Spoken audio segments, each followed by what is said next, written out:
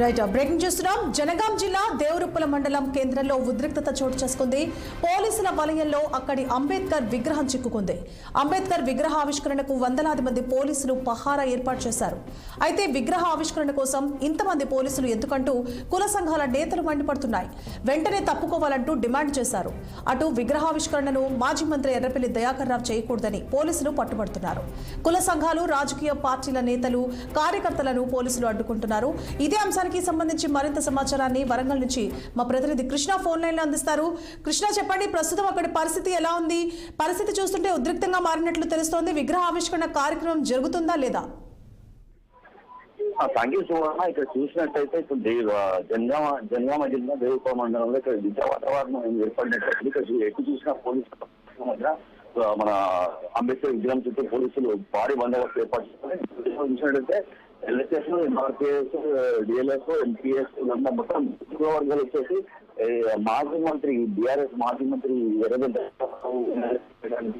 అవును కాదు తను మా కోసం మనం పట్టించుకోలేదు. ఈ రోజు వచ్చి ఈ యొక్క మా అంబేద్కర్ గారి విగ్రహం కదా ఆవిష్కరిస్తారని చెప్పేసి అన్ని సంఘాలు అడ్డుకుని దయాకర్రావును ముట్టడించారు.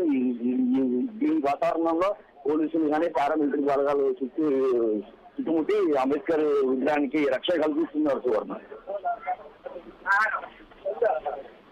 Thank you for the updates Krishna.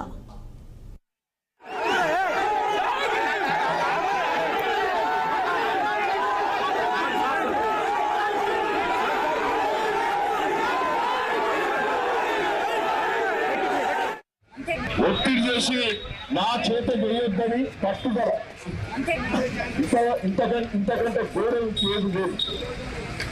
నేను ఎందుకంటున్నా అంటే తప్పుడు కేసులు కూడా పెట్టిన పోలీసులు దయచేసి మీకు చెప్తున్నా, ఈ గవర్నమెంట్ ఉండదు, ఈ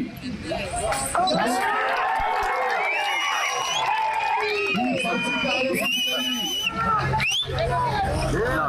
పోలీసు వాళ్ళని రిక్వెస్ట్ చేస్తున్నా, మీరు తప్పుడు పనులు చేస్తున్నారు, వాళ్ళ తప్పుడు మాటలు వింటారు.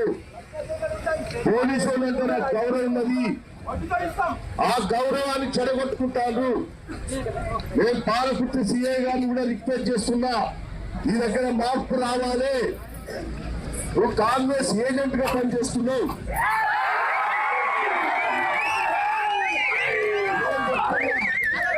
నేను దాచుకుంటే ఏమన్నా బాగంటారు. నేను విజయం ఇచ్చే పరిస్థితి ఘోరంగా నన్ను కాపురా మీరు.